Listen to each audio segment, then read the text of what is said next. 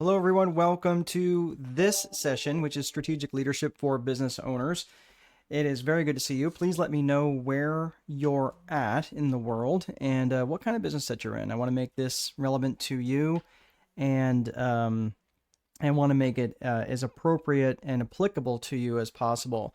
For those of you who are going to be joining me in the VIP session immediately afterwards, you can save your questions until then, or you can probably just type them all in here, and that way we can advance the conversation even further. If you are interested in joining us on the VIP session immediately following this call, it's we're probably not going to go right at 90 minutes. In fact, we're probably going to be a little bit shorter than that, but it is at 4:30 Eastern, and we'll be on there for up to 45 minutes.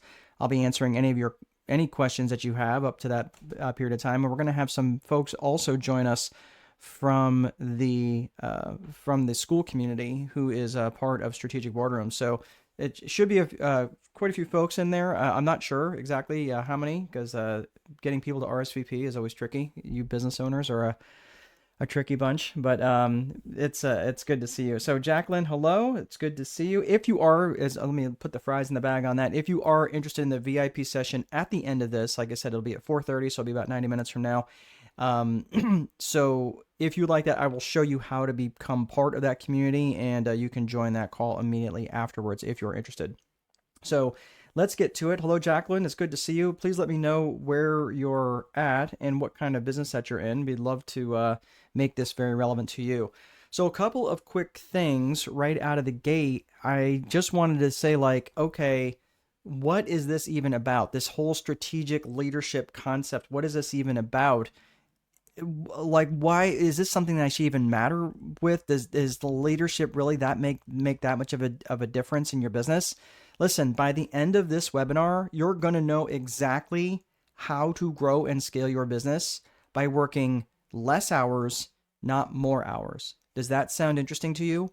And I know that's a big claim, but this is the secret sauce. This is it. And I have a lot of systems to put in place and lots of psychology, but when I'm looking at systems and psychology of a business, this is the psychological side of the business. And I'm telling you, if you want to grow and scale your business, you have to look at strategic leadership. Now, I'm going to talk about this here in depth.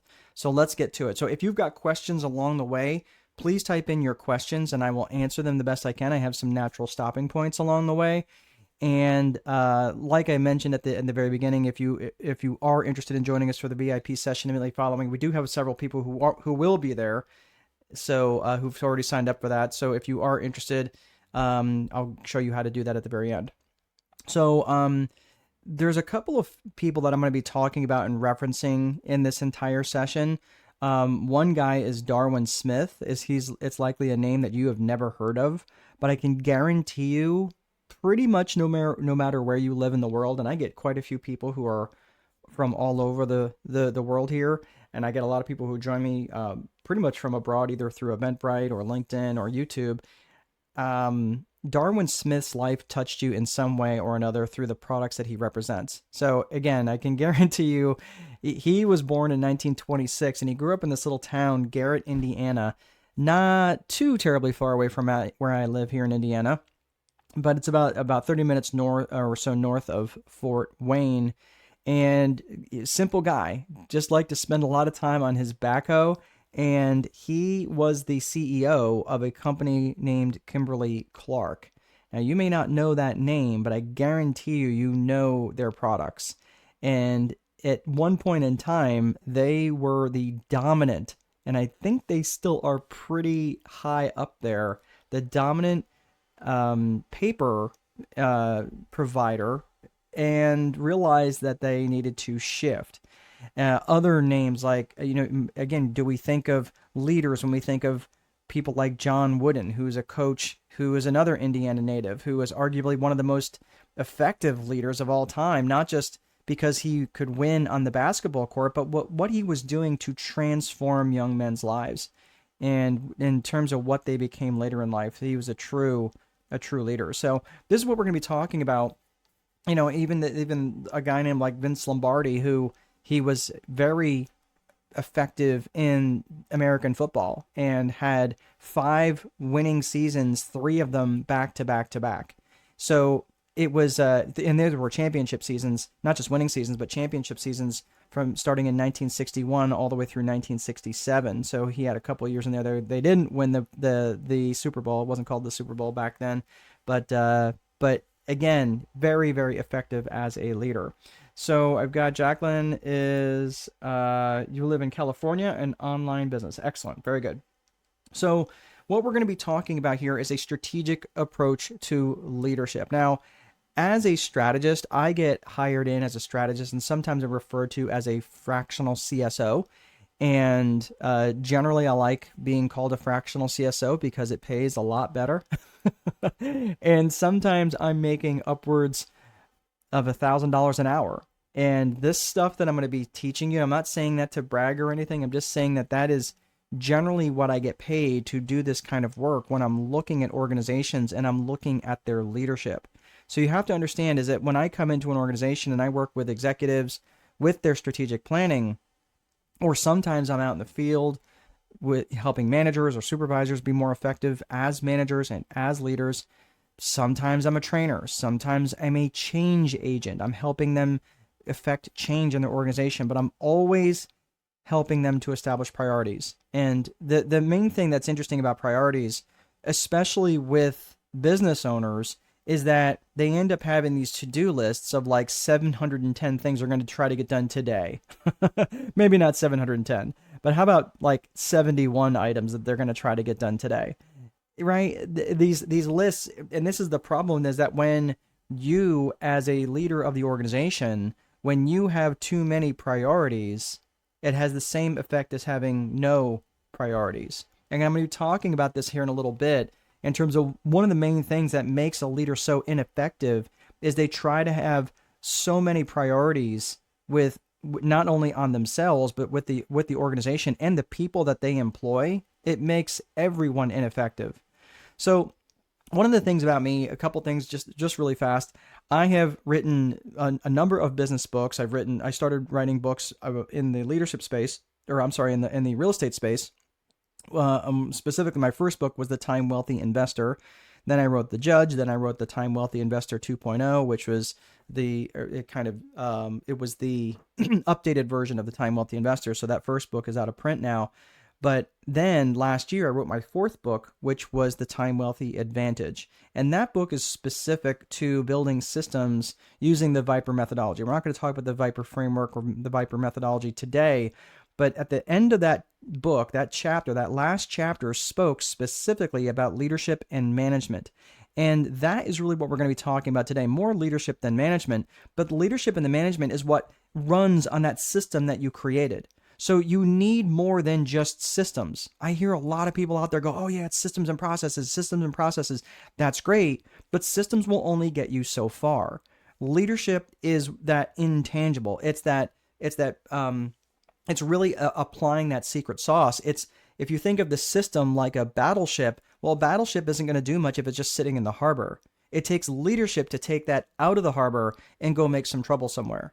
So that's what we're going to be talking about today. And listen, at one point in time in my management business, my property management business, I had 12 people that I employed, and that is how I grew and scaled so quickly. Not because I had sales that were growing so fast, but because I employed so many people. And this is something that literally anyone can do. You don't necessarily need 12 people.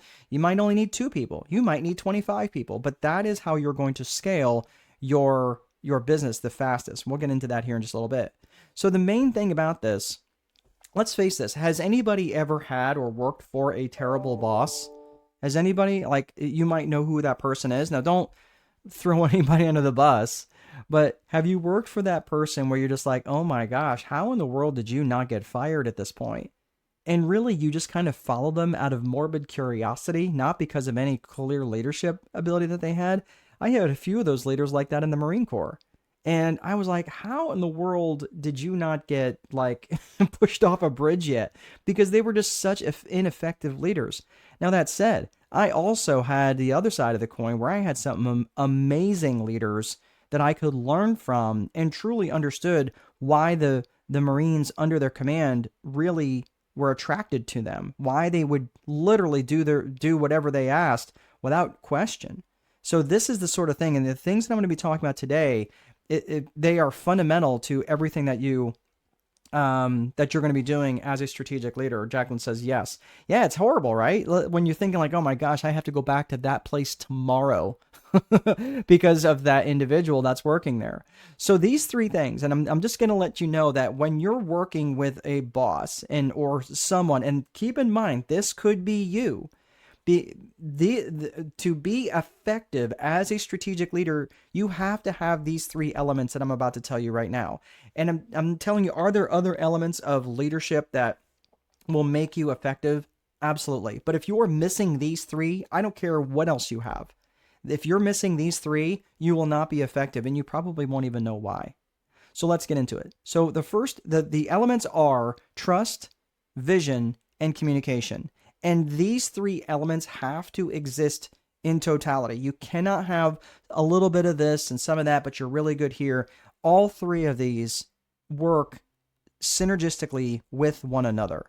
So this will make a little bit more sense here, but you understand as we get into the hierarchy of this, you got to understand how this actually works. Is this trust, vision, and communication? I was trying to figure out how to draw this as three legs of a stool, but I was like, you know what? They'll figure it out. They can impute this. But when you're looking at it from this aspect, trust, vision, and communication can work in any part of the organization, no matter the hierarchy. So whether you're at the top or somewhere in the middle or somewhere at the very bottom, if you have trust, vision, and communication, people will respond to you. You can be an effective strategist. You can be an effective strategic leader, and from no matter where you sit in the hierarchy of your organization. So if that's you as the business owner sitting in this hierarchy, that's great. Trust, vision, communication, that is going to make you an effective leader. If you're the guy all the way at the bottom and you come in,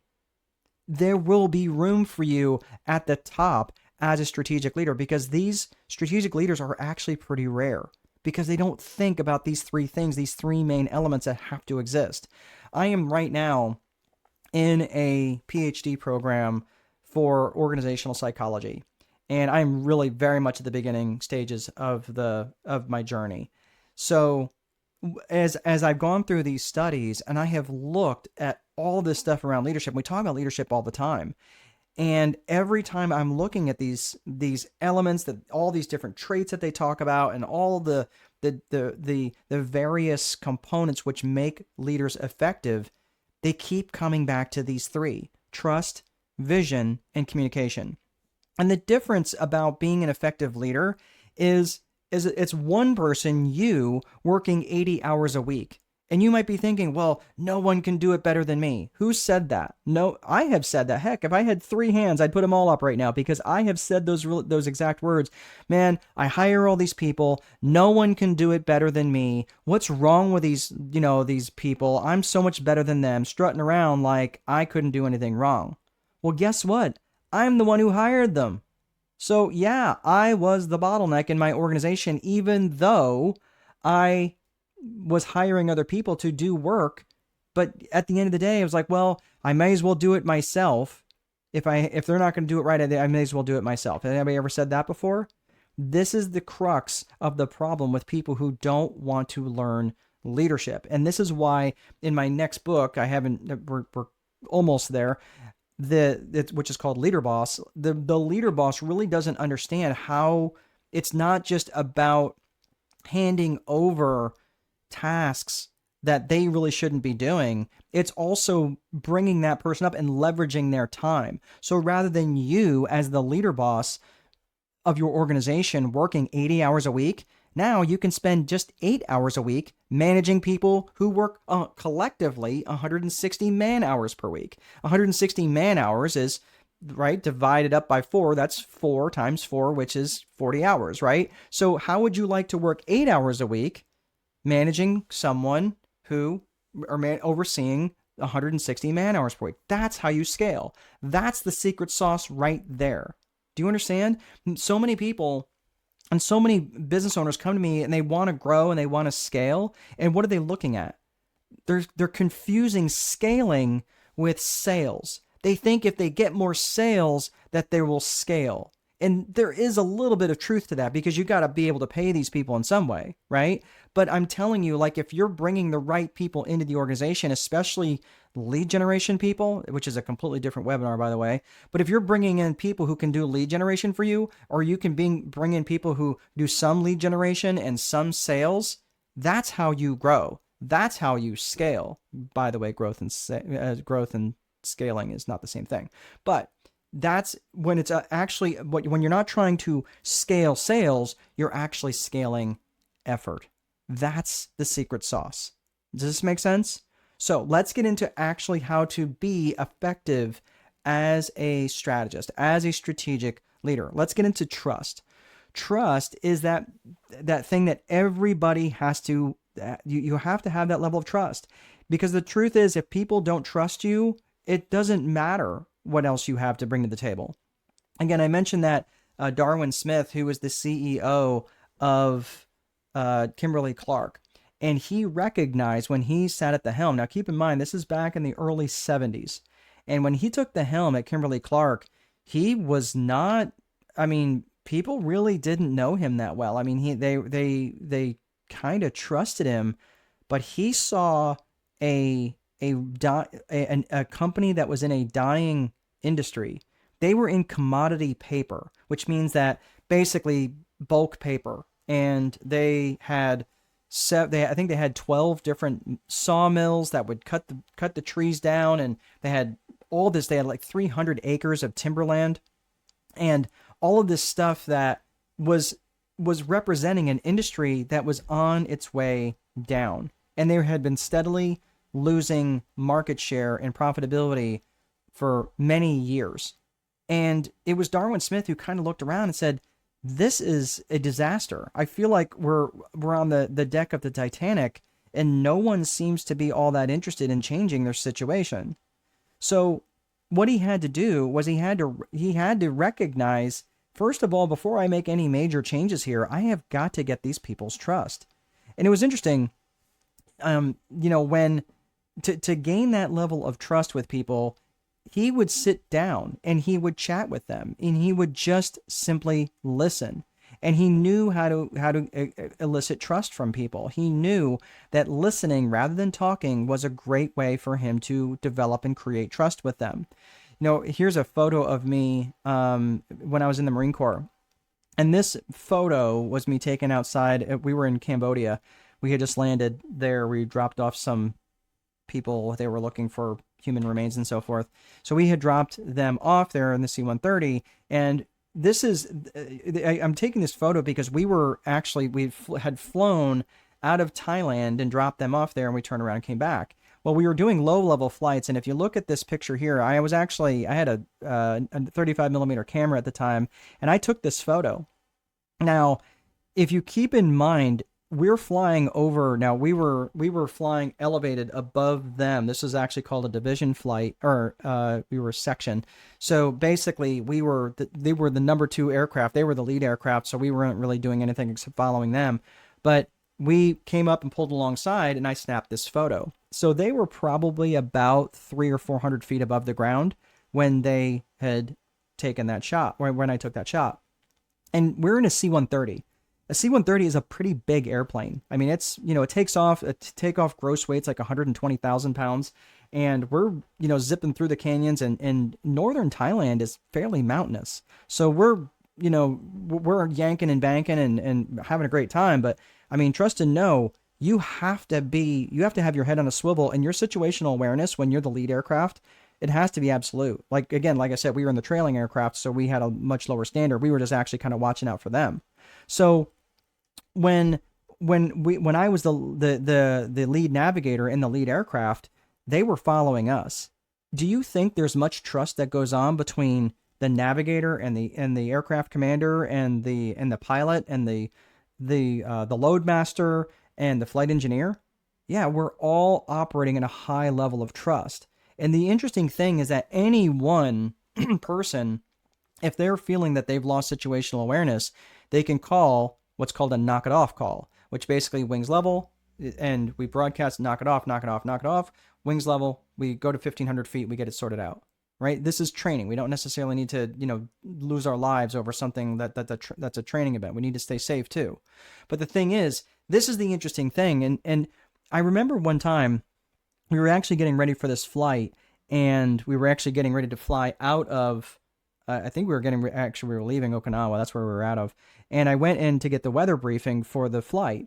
And I remembered a little sign. It was a little, kind of a printed sign that was sitting there for the weather guy, and it says, and he had this little phrase printed up. It says, "When I'm right, no one remembers, and when I'm wrong, no one forgets." And that's the lot of the weatherman, right? Well, that is so very true for leaders as well, isn't it? Right? Is that when you're right, no one remembers, and when you're wrong, no one forgets. And that was the standard that Darwin Smith was fighting against, because he had to be right, but he had to get everybody's buy-in along the way. So see, but first and foremost, before he could ever talk about vision, before he could ever, do anything else, he was being an effective communicator by just simply listening. We'll get to that here more in a second. But what he was doing was he was building trust. Now, when it comes to trust, there are two standards of trust. Again, this is something anybody can do. This is something you can definitely do. But you have to understand the differences in trust. There is predictive trust, and there is vulnerability-based trust. Okay? Predictive trust is a much lower standard than vulnerability-based trust. Okay? Think about predictive trust being like, well, yeah, that employee, he shows up, on time. He does his job. Yeah, he's predictable, right? That's predictive trust. Vulnerability-based trust is a significantly higher standard of trust. Think about it. For those of you who, and usually there's usually a few people in the crowd that can relate to this, is that, do you ever have like those family gatherings where, anything that you say can and will be used against you on social media? So you choose not to say very much, right? So that's where, or whatever you say can and will be used against you when you're not around. So that's the same type of thing when it comes to vulnerability-based trust. Or again, if you're working in an organization where there's very low trust, a low trust environment, is that, anything you say can and will be used against you in the break room, right? That's the sort of thing. So vulnerability-based trust is a much higher standard of trust. And to think about this is like, okay, you might trust someone to let your dog out on vacation, but you can't trust them to pick up your kids on time at daycare, right? So that's the difference between predictive trust and vulnerability-based trust. And someone hollered up one time, like, well, I trust more with my kids than I do with my dogs, right? Because, right, it's a different standard of trust, okay? But the thing is, when you're looking at operating within a low trust environment, I promise you, every person on here has worked in this situation. Please let me know if this sounds familiar. This is when you're working in a low trust environment, everything is slower and everything is suspect, right? Everything is going to like, oh, why did you say that word in that way? Okay. So basically when you're not around, everything's going to be used against you, right? Or just everything takes forever because you've got to have 9 different bosses say yes to something that should be just an easy yes for one person or for that own individual. But because you have to run it up the chain and get approval on approval on approval on approval, and then by the time it gets back, it's, even the opportunity has left, the opportunity no longer exists. So this is where you have to start to think about this in terms of change management. And change management, this is something when I first heard this concept, I was like, oh gosh, it's one of those, fancy, things that people come up with, these phrases that people come up with in academia who've never had to hire anybody, who've never had to fire anybody, who've never had to cut people's pay, who've never had to, never really struggled much in the actual employment sector. But truly, change management it's very real. And the fact of managing change, listen, if you're looking to grow or scale your organization, it by virtue has to change. And because growth requires change, growth necessitates change, leadership is what manages that change. So that's why leadership, especially from this from this one narrow aspect of trust, is so incredibly critical. Effective strategic leaders recognize that not everyone has the same relationship with change. And if you, as the leader, have a bad relationship with change, you're probably going to have to get over that, or you're probably going to have to step aside and let someone else lead. Because the truth is this, and I could not believe this. I couldn't believe it when I first heard it, and then as I thought about it, I was actually surprised this was so low. But 70% of change attempts fail. So anytime something tries to get rolled out, it doesn't roll out effectively. And when I look at that from a small business perspective, and I tend to work with a lot of small business owners, I got thinking about it. I'm thinking, I'll bet you that number is closer to 90%.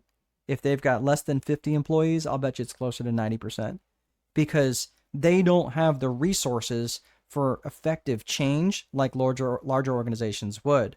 And here's the truth. And this may be also true for you as the leader, but for many, the discomfort of suffering is more tolerable than the discomfort of change. And I work with many business owners, and there's a couple of folks, I'm not going to mention them by name, but they really struggle with change. And the reason why they didn't want to change is because they were afraid of what the unknown was. They were much more easy. It was much easier for them to tolerate the suffering they were going through because they knew the suffering. What they didn't want to get into was the unknown. And that was why a lot of people stay stuck, because they're more willing to suffer than to change. They stay in stasis. They stay right where they're at. They stay stuck. So Darwin Smith, when he recognized that he was in a dying industry, and keep in mind, these mills that they had is what brought Kimberly-Clark to where it was for the last 100 years. These paper mills, which were the foundational legacy of the company, they were becoming a millstone around their necks. And Smith knew he had to change the direction of the company, but like I said, he had to get their trust first.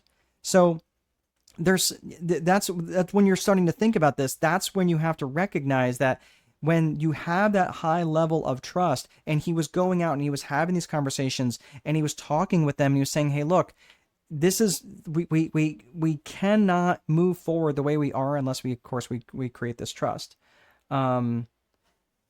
So Becky is saying, oh, okay, sorry, you're in Michigan, you run a homeless shelter. Very good, Becky, thank you. And thanks for the work you're doing. Thank you. And welcome. So it's in the environment of trust which enables change to occur. So even though I said all the trust, vision, and communication have to be there, if you're trying to grow in an environment where there's no trust, I would say work on trust first and foremost. And you do that by demonstrating vulnerability. You do that by demonstration, not just saying, well, you need to trust each other. That doesn't do anything. Demonstrate some vulnerability. Demonstrate something that could actually be used against you if it were to go sideways. That's true vulnerability. Put yourself right up there where you can get injured just like the frontline troops, right? Show them and demonstrate to them that you're willing to do what is necessary. Of course, morally, ethically, and responsibly, of course, right? But effective strategic leaders, here's what here's the role that they take, is that first and foremost, they have to define why. Why do we need to change? Well, this was the problem. He recognized, again, like I said, they've been having a declining stock share, a price per share for a while. And they were in a declining industry because there was more competition coming in that were doing commodity paper. They couldn't compete. They just couldn't. So then, once the why has been defined by the leader, then you explain why. Okay, so you define the why. Hey, we really need to change because of this problem. Okay, and then explain why. Well, here's the problem that I'm seeing. We've got these competitors. We've got this. We've got foreign paper coming in. We've got they've got lower costs. We can't compete, right? And then after that, you ask for their input. And that is going to really ramp up your ability to create trust with the people in your organization. So when Darwin Smith recognized the need for change, that they were in a dying industry, that where they were, what got them to where they were was not going to be the future. He had to define the why. Now it was up to him to tell them specifically, okay, here's what's going on. And that is where we start to come up with vision. Now, when it comes to vision, again, this is the main component of vision. So let's put trust. Let's say that we've built that trust, and you now are starting to have this vision. Now, this is something, again, effective change management involves asking them for input. And once you have that input, here's a word I want you to put in your vernacular. You have to enroll them into this new vision for the future. And Darwin Smith understood that history was not the same as legacy, because history is what they were. Legacy is what you're going to be, and the real change in society. And what Darwin Smith saw as the future was not commodity paper, but consumables. And what am I talking about? You couldn't get any different with what Darwin Smith was proposing. What he was proposing was not to go down more of the paper route. What he was proposing is to let's look at what the consumables are, and of all things, it was disposable diapers. And you might be thinking, wait, what? It had nothing to do with that. And you know who owned the space in that time? Procter & Gamble. Procter & Gamble was the 800-pound gorilla in the room. And Kimberly-Clark, yeah, they were a publicly traded company, but they were not. I mean, this was truly David taking on Goliath. And just to highlight how different this is, what a change this would be for Kimberly-Clark and the organization, this would be like if Boeing decided to start producing ice cream machines instead of airplanes. That's what I'm talking about. It's that big of a change. Or instead of General Motors making automobiles, that they decided to make copiers. That's the type of change that I'm talking about. Like, we're a complete different rebrand and just retooling of the organization. So this is why I'm saying to have that shared vision is to sit down vis-a-vis with Jacqueline or Becky and say, hey, or Joe, and say, hey, tell me what your thoughts are. I really need your input. And well, I appreciate, we can't probably do it exactly the way you said it, but we are going to have to shift directions, and this is what it's going to take. Now, keep in mind, this was a big, big undertaking. So what was that going to take? Well, this is when the communication piece comes into play. So you have their trust. You've created a shared vision, not a vision that's yours, like Moses coming down off the mountain and telling him what it all is. Hey, here's the vision for the organization, but it's a shared vision. And keep in mind, he had a board of directors to respond to as well.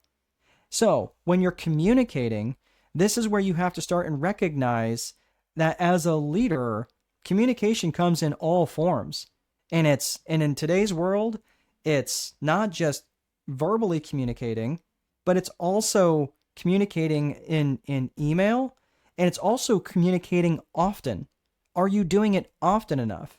And are you having the right type of communication where it's not just a megaphone, but it's a telephone, where you're not just always bloviating out, but you're listening back. And that is the main difference in communication.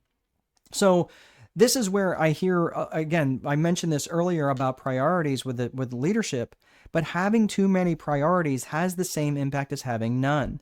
And if you're trying to communicate too many priorities, and I hear this a great deal with small business owners, that if you have too many priorities, you're really being confusing to the people in your organization. So once Darwin Smith had their trust, and then he had this shared vision to pivot the organization and take on head-to-head Procter and Gamble, the 800-pound gorilla in the consumer space, I mean, trust and know they were up for a fight, because Procter and Gamble was not about to give up market share without a fight. So here's what ends up happening is that once he established those priorities, now he had to back them up. And the priorities were going to be like, okay, well, if this is going to be a priorities, then we're going to need, we have to back this up, and we have to support our people. And this is the thing that I see all the time with leaders and managers, especially just bad managers or bad bosses. When they say something is a priority and they don't give someone else a resource to back it up. You cannot establish something as a priority unless you're willing to attach a resource to it. Let me say that again. You cannot say something is a priority to your people if you're not willing to attach a resource to it. What do I mean by a resource? I'm talking time, money, or people, or a combination of all three things. So when you're looking at this, and you're looking at these priorities, have you ever been asked to do something and or hey, yeah, you need to make sure that this is a priority? Okay, great. Am I taking time? Where am I taking the time from? Oh, no, it's only part of expected, just get it done. Okay, so right, do you see these competing priorities? I can tell you don't even have to answer the question. I know that you had to deal with something like this. Absolutely. And this is where it gets really, really frustrating with people who are giving you lots of orders and barking and creating lots of demands and making lots of demands for you, but they're really not, they're not giving you the proper resources. And keep in mind, it's not just always about the time to do it, or the people to do it. And I say money, but I'm also talking about like some sort of asset. Maybe it's a computer program you need to purchase. Maybe it's a vehicle. Maybe it's a piece of equipment, whatever it is. But this is how you know that something is truly a priority. Okay. So, there's that. So when we're coming to this strategic leadership, there's a couple of things that I just want to highlight here. And if you got any questions, go ahead and type the questions in here and I'll go ahead and answer them. But the trust is absolutely foundational. And vision involves enrolling others and understanding that vision is not the same thing as destiny. And this is the interesting thing, is that if you have people who trust you, but they do not share in your vision, okay? And you might be an effective communicator. So you have their trust. You are an amazing communicator, but there's no shared vision. They're not going to follow you. They will follow you maybe, but I'm telling you, like, especially today's folks, to the younger worker, the millennial, they want to feel like they're accomplishing something towards a bigger end, which is pretty cool if you think about it. But you've got to have that shared vision already in place. You cannot just say, well, just keep rowing until I get tired. They're not going to do that. They're going to leave. They're going to go and work for someplace more meaningful. If, for example, you have their trust and you even could have a shared vision, but you're a horrible communicator, or you don't communicate often enough, or you don't really say what you mean, or you play the blame game, or it's like typing in all caps all the time.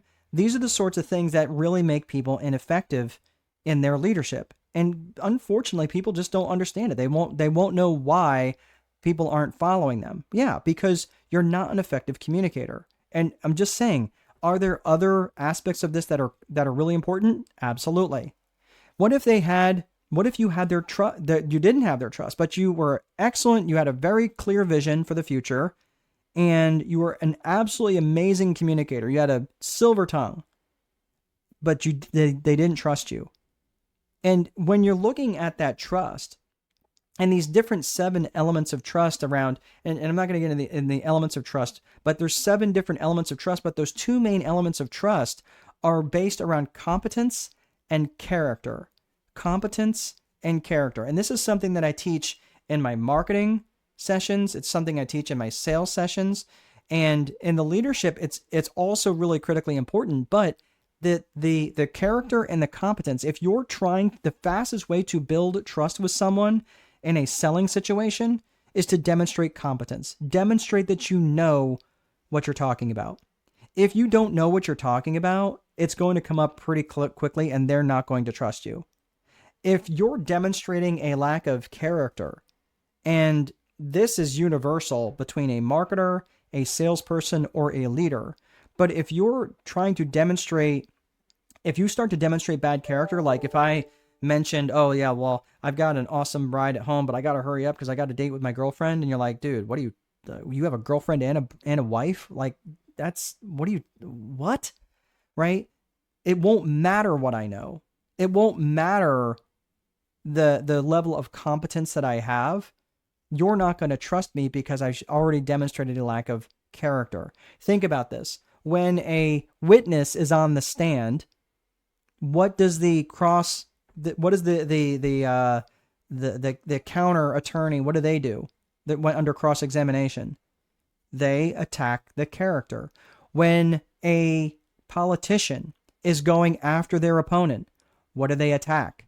They don't attack their policies. They attack their character. Yeah, the policies might make some headway for some people, but when they attack their character, it's much more effective. And that is what unfortunately dismantles that leadership. Okay. So this is everything that I have. So if you guys have any questions, you guys can type in some questions. I'm going to tell you just a little bit about the strategic boardroom session that I have. If you guys are interested, and again, was a little shorter than I was expecting, but they usually get lots of questions. That's okay though. I baked it in the cake for here. But in the bottom of the hour, so at 4:30, I have a session where if you guys want to chat about this or anything at all related to business, I have a school community based on Strategic Boardroom, and you can go to this site right here, which is Strategic Boardroom. School.com/strategic boardroom, and you can sign up there. And we have sessions like this there that are training sessions all the time. So yeah, you can go and sign up there. And depending on what you want, if you're looking for different types of training, if you're looking for, the main things that I do is between lead generation, sales, operations, and accounting, and we look at these different things. But if you're looking for a community of like-minded individuals to be a part of, you guys can join us there at school.com/strategic boardroom. So we got a question here. Becky, what would you do if you received a promotion and now are to lead someone that you were a coworker with, and they think they should have had the position?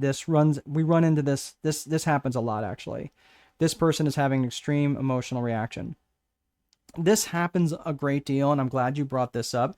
This happens a lot pretty much in any organization. We see this a lot also in the Marine Corps so I only spent 4 years in the Marine Corps, but the problem here is, obviously, if they felt that they should have the position, they obviously felt that they were better suited for the promotion or whatever else it is. A lot of times it's best, in my opinion, to look at these 3 pillars: trust, vision, communication.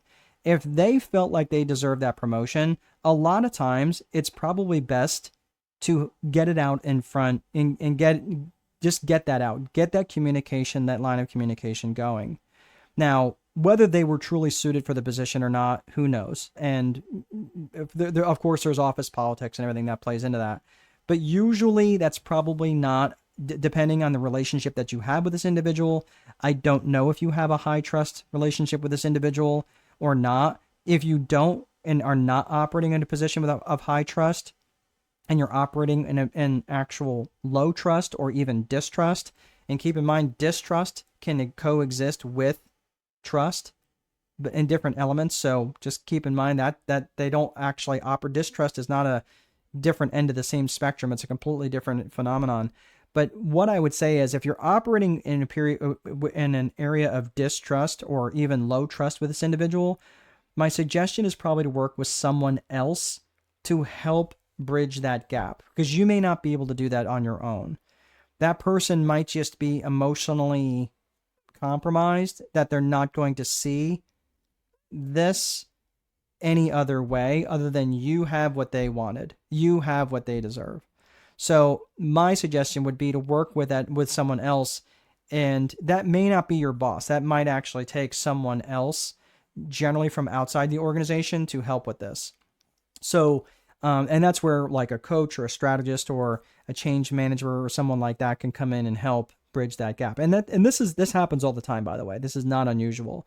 So if they're feeling salty about it because they felt like they deserve the promotion and you're now their boss, so that would be one side of that equation. If, however, you do have some trust with that individual, then you can say, hey, look, then you can have the actual conversation and say, look, I know where you're coming from. I know where you're feeling, and I don't know the specifics of it, so I don't want to give you bad advice.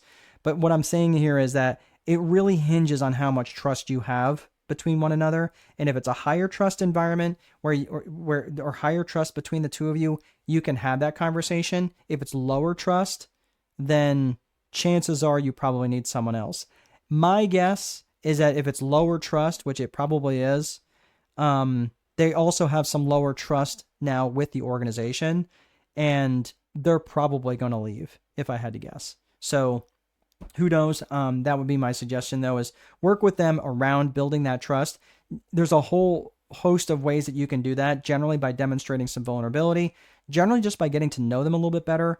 Chances are if you work with this person, you know them quite well, but unfortunately, building and repairing that trust can sometimes some people just don't want to, they want to be mad about it. They don't want to move forward. They want to be mad. And that's unfortunate when you have that situation. So, Becky says, we used to have trust as we were friends because we were a small organization. We are expanding now. Yep, I get that. And that's where I'm saying the unfortunate thing about this, Becky, is that if you are an expanding organization, many times the people that are in the organization, they have to change or their names have to change.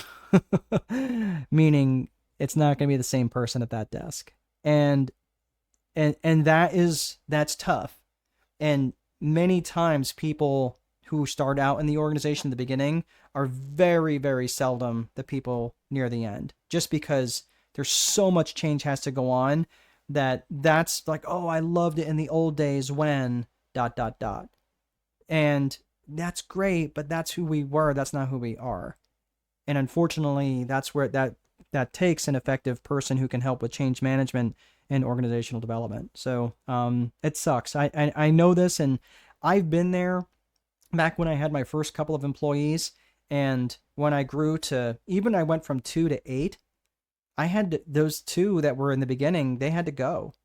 And unfortunately, it's tricky. It's just one of those things that you just have to recognize that the people of tomorrow were probably not going to be the people that you have today. So Nee says, Ohio non-medical home care. Excellent. Very good. Thank you for joining us today, Nee. And then we have, what is the name of your book? Where can it be purchased at? Oh, Jacqueline, it's so this book over my shoulder, grab it here, is the Time Wealthy Advantage. Okay, that's the Time Wealthy Advantage. You can purchase it off of Amazon if you like. If you are in the United States, however, and you would like to get a signed copy of the Time Wealthy Advantage, you can go to strategicboardroom.com, which I never put the banner up today. I forgot about that. Maybe made it nice and pretty. So if you go to strategicboardroom.com, and right on the main page, you can purchase a copy of the book, and there's some other stuff in there too that if you like, and there's some bonuses in there you can purchase too if you'd like them. But you can get that, and I can sign it and send it out to you if you are interested. So thank you, thanks for your interest on that. Oh, hold on a second. Thank you, Jacqueline. Becky says thank you for your feedback. Yeah, I wish I had an easier answer for you, but more than likely that's just part of growing pains. It's just the way it goes, unfortunately. All right, so I don't have any other questions. Thanks so much for sticking around. If you guys would like to be part of the training session or the conversation in about 40 minutes, be at the bottom of the hour, just go ahead and head over to the link that's on the screen. You can go to there, and I do get some questions about what the different levels are, and I don't have quite the video. The school community is actually still pretty new for me, but there's three different levels. The $549 is where you get me, and that's pretty much you get me unlimited. So you get a lot of one-to-one coaching with me for people who are really ready to kind of rock and roll and like ready to go very fast in their change and where they're at and really need my deep level strategy work. That is the level that probably works best for them. For those people who just would like to have someone that they could chat with once a month, I have a middle level that's 119, and then the bottom level, if you're just wanting the group training, you just want to be involved in group calls, just like very much like this, then you can sign up for the $39 one. For many people, though, I'm just letting you know that $39 one, it's really just I made that level really just for so people can be involved in the community, because I didn't want to isolate people because they couldn't afford the one-to-one training. And not everybody's ready for that, so I totally respect that. But that's why I made that bottom level there. All right, so that is all I have, everybody. Thank you so much for sticking around, and I'll see you guys in the boardroom. Take good care.